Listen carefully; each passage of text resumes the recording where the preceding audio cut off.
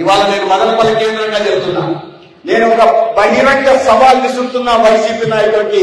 ఇవాళ జగన్మోహన్ రెడ్డి గారు కానీ, లేదా మెడికల్ కాలేజ్ గురించి మాట్లాడుతున్న వ్యక్తులు సజ్జల రామకృష్ణారెడ్డి కానీ, లేదా గతంలో అసలు పేరు ఊరు తెలియని మంత్రులుగా పనిచేసిన వాళ్ళకి ఎవరికైనా బహిరంగ సవాల్ ఏ వేదిక నుంచైనా మెడికల్ కాలేజీల గురించి చర్చకు వస్తే ఎందుకు వాటిని పీపీటీ మోడ్ లో పెట్టాల్సి వచ్చిందో చెప్పడానికి నేను సిద్ధంగా ఉన్నాను.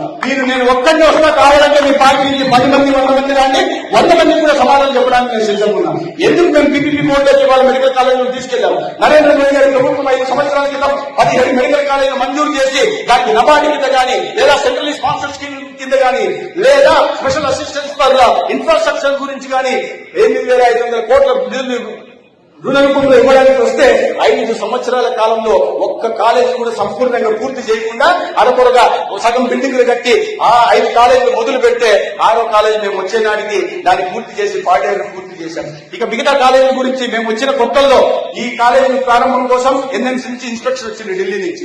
వచ్చిన తర్వాత కాలేజీ చూశారు, చూసి వాళ్ళు రిపోర్ట్ ఇచ్చారు.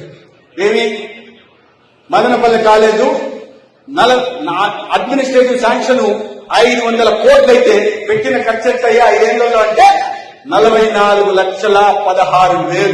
44 కోట్ల 16 లక్షలు. 44 కోట్ల పెట్టాల్సిన ఖర్చు 500 కోట్లు అయితే 5 సంవత్సరాలు కళ్ళు మూసుకుని నిద్రపోయి కేవలం 44 కోట్ల 16 లక్షలు పెట్టి ఇవాళ మెడికల్ కాలేజ్ పూర్తి కావాలంటే ఎక్కడి నుంచి అవుతుంది? మీరు చెప్పండి.